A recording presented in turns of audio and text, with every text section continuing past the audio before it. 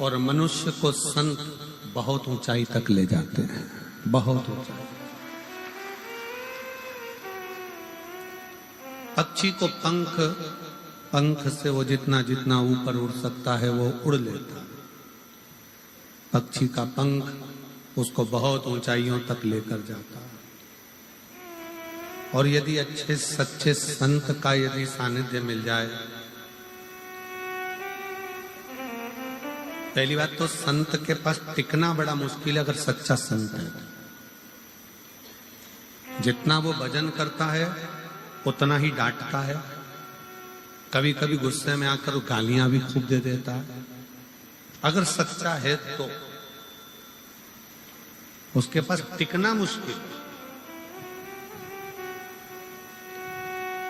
भजन भी खूब करेगा, अपना काम भी खुद करेगा, और अगर तुमने जरा सा भी गड़बड़ करा तो इतनी गालियां सुना देगा, इतना अपशब्द कह देगा, इतने ताने दे देगा, इतना इतना बोल देगा कि आपका दिल फट जाएगा कि आज के बाद तो मैं गुरुजी तुम्हारे पास आऊंगा ही नहीं। क्योंकि गुरुजी ये चाहते हैं कि तुम मेरे पास मत आओ।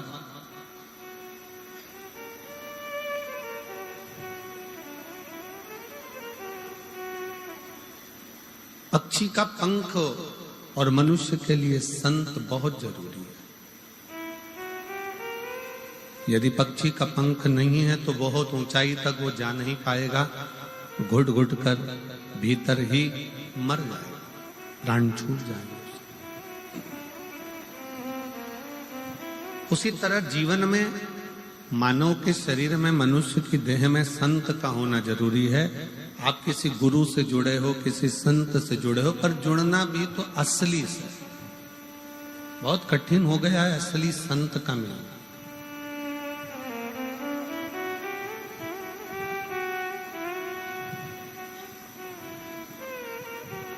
अभी हम सतुआ बाबा जी की कुटिया में, सतुआ बाबा जी के शिविर में कथा कर रहे थे गोविंद जी।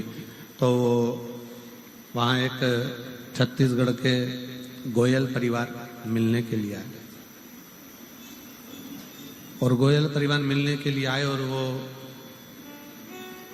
आते से बोले, गुरुजी हमारे हाथ में एक बड़ी सी सोने की अंगूठी थी, उसमें रतन जड़े हुए थे, और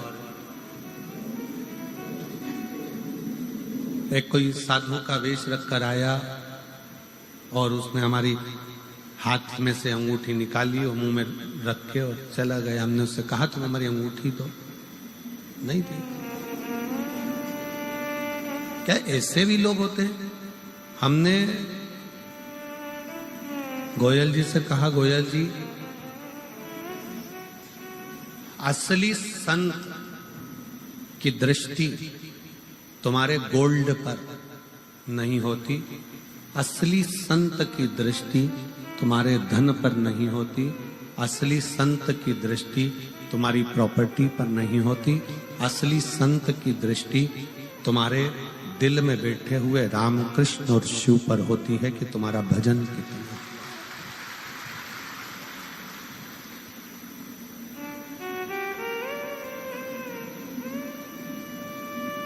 असली संत का एक नियम है समय पर विश्राम करना, समय पर जागना, जागकर अपने भजन में डूबे रहे।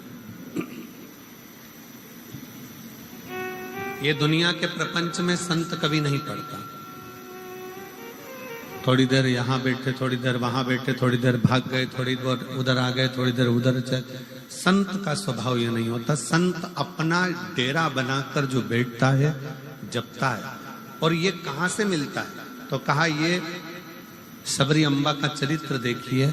मातंग बाबा से शबरी जी ने पूछा, क्या मुझे भगवान को पाने के लिए कहां जाना पड़ेगा? अगर मुझे भगवान को पाना है तो मैं कहां जाऊं? भगवान को पाने के लिए मुझे कहां जाना पड़ेगा? तो मातंग बाबा ने कहा, तुम्हें कहीं नहीं जाना है।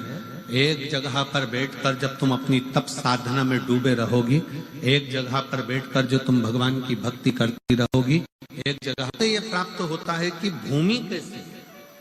जैसे भी माननीय गोपाल जी ने कहा, कांडा जी ने, कि ऐसी भूमि सिरसा की है जहां भूमि दान मांगने के लिए आए हुए तो भी रुक गए। ये कोई साधारण आप जहां बैठकर तप कर रहे हो, ये तारा बाबा की कुटिया में बैठकर शिव महापुराण की कथा सुन रहे हो। जितने लोग अंदर के पंडाल में बैठे हैं, 1 2 3 4 पंडालों में भरे पड़े हैं, पीछे के पंडाल में भरे पड़े हैं, इससे ज्यादा बाहर के 4 पंडाल में लोग भरे पड़े हुए हैं। ये आप जहां बैठकर कथा का तत्व ग्रहण कर रहे हो, जिस जगह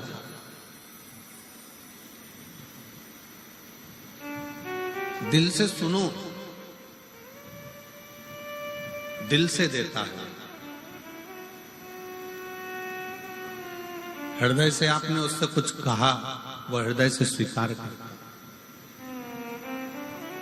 इसको केवल शिव महापुराण की कथा मत मानो। जैसे यहाँ पर कथा होती रहती है, भागवत हुई, रामायण हुई, अन्य कथाएं यहाँ चलती रहती है, वो कथा हो सकती है, पर शिव महापुराण की कथा कभी कथा नहीं।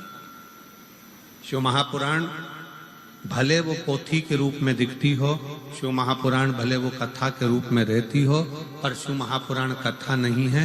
शिव महापुराण अपने भीतर शंकर को उतारने का एक ऐसा रसायन है जो हमारे कानों के माध्यम से हमारे अंदर उतर जाता है और हमारे अंदर विश्वास जागृत होकर एक दिन भोले बाबा हमारा कार्य पूर्ण कर ही देते। ये वो तत्व है।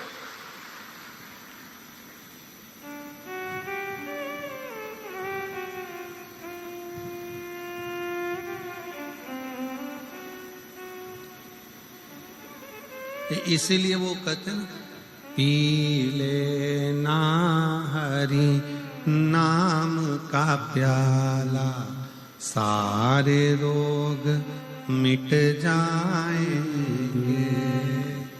पी लेना हरि नाम का प्याला, सारे रोग मिट जाएंगे। हरि ओम हरि ओम हरि ओम हरि ओम हरि ओम हरि ओम हरि ओम हरि ओम। इन कानों को रोग लगा है रोज चुगलिया सुनने का।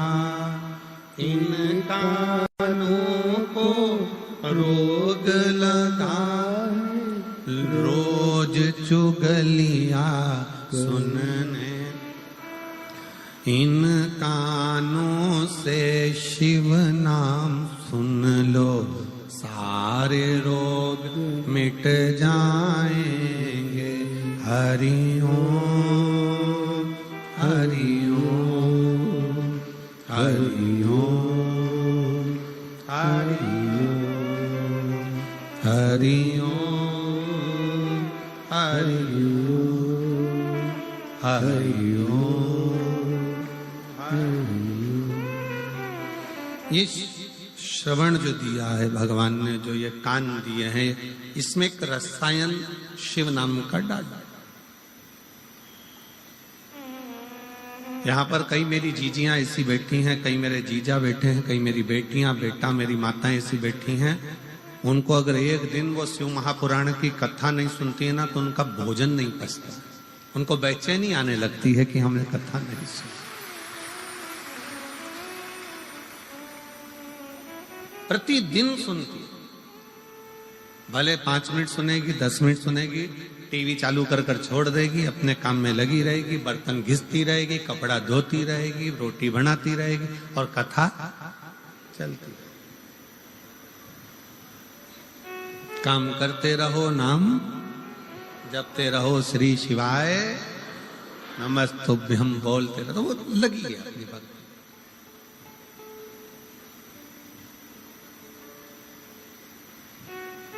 अब तुम एक दिन कथा के बिना नहीं रह पाते, बीच में कथा में 1-2 दिन का गैप हो जाता है तो तुम्हारा दिल नहीं लगता। 4 बार रिमोट लेकर चैनल चेंज कर कर कर देख लेती हो, काय पे आ रहा है वो सीहोर वाला।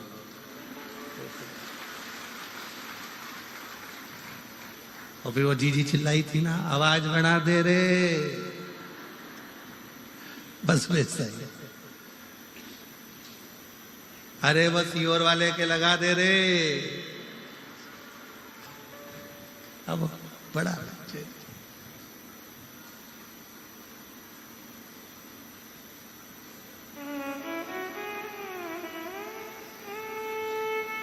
कितनी अच्छी भाषा। हरियाणा की पिछली बार हम गोविंद जी के साथ गाड़ी में बैठ के गोविंद जी बोले कि गुरुजी बहुत सारे पंडाल भरे पड़े, तो चलो हम चले। अब हम चले तो रास्ते में हमारी जीजियों ने और जीजाओं ने घेर लिया।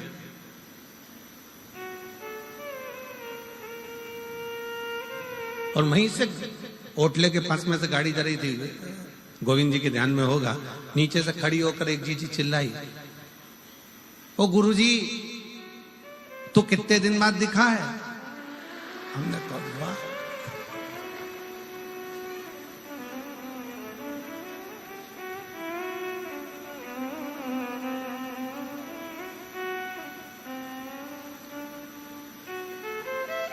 आप बहुत दूर हो जाता है, तू पास हो जाता है, नजदीक।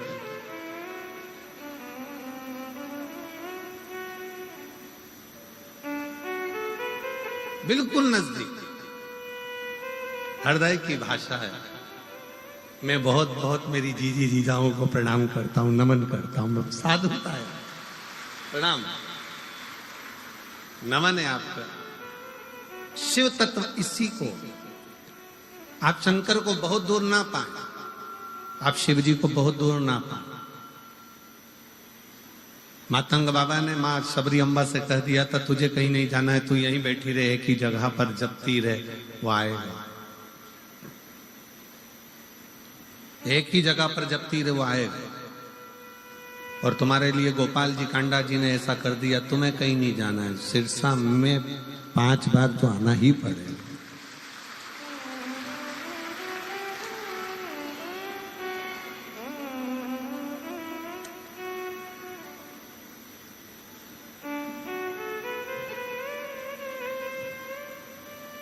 कैसे भी आप शिव तत्व है, शंकर है। और जब एक स्थान पर बैठकर आप पुकारो तो उसको, मेरे शंकर भगवान ने कभी तुम्हारा चेहरा नहीं देखा, मेरे शंकर भगवान ने तुम्हारे हाथ पांव नहीं देखे, मेरे शंकर भगवान ने तुम्हारा पूरा श्री विग्रह शरीर नहीं देखा, मेरे शंकर भगवान ने तो केवल तुम्हारा दिल देखा। मेरे शिव जी ने केवल तुम्हारा मन देखा, हृदय, दिल। क्योंकि हो सकता है हाथ से भजन हो ना हो, पांव से चलकर तुम कहीं जा सको ना जा सको, इस मुख से तुम भजन गा सको ना गा सको, तुम्हारे श्रवण से तुम कथा सुन सको ना सुन सको, पर दिल एक ऐसा है, मन ऐसा है, उस मन से जिस दिन तुमने शिव को भज लिया, शिव तुम्हारा हो गया और तुम शंकर भगवान के हो गए। फिर बीच में कोई गेप नहीं, कुछ भी।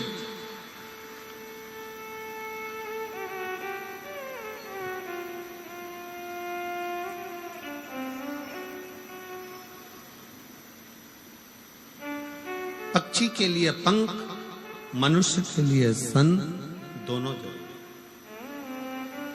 बहुत उपाय, ऊपर की ओर उड़ना है ना तुमको, बहुत ऊंचाई की ओर जाना है, किसी असली संत के पास जाओ। असली का मिलना मुश्किल है। पहले तो असली, आज के जमाने में असली घी नहीं मिलता तो असली संत ढूंढना कितना कठिन काम। 25 बार घी को हाथ में मल मल के देखना पड़ता है। असली है तो तुम खुद सूंघ लो।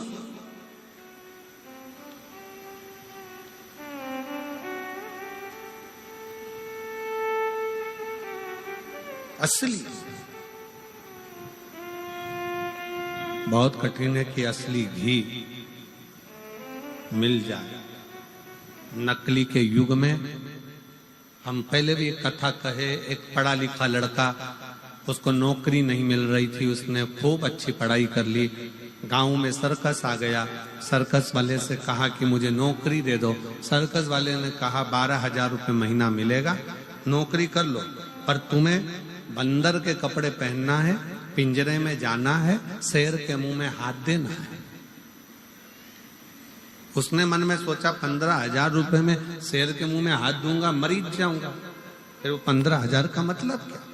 बस नौकरी तो यही है। उसने फिर भी सोचा, घर के लोग कहते हैं निकम्मा बैठा है, निकम्मा बैठा है, तो नौकरी कर ली। 15,000 रुपए महीने में उसने नौकरी करी।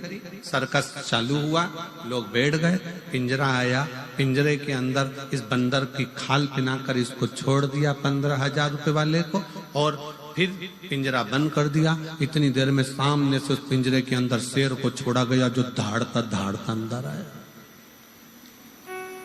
जैसे ही शेर धाड़ता धाड़ता अंदर आया, अब पिंजरे का मालिक कह रहा है, सर्कस का मालिक आगे बढ़ो, ये पीछे हट रहा है। शेर और आगे बढ़ते जा रहा है, जो और पीछे खसकता जा रहा है। शेर और आगे बढ़ा, ये और पीछे खसक गया। शेर एकदम लपक के बंदर के खाल पहने हुए उस व्यक्ति के पास गया, और उसके पास जाते से ही बोला, घबरा मती, 15,000 में तू बंदर बना है, 18,000 में मैं शेर बनाऊं। क्यों घबराता? यहाँ बंदर भी नकली है और शेर भी नकली है। इस नकली के युग में असली को पाना कठिन है जी। असली घी नहीं मिलता तो असली संत कहां से मिलेगा? बहुत ढूंढना पड़ेगा।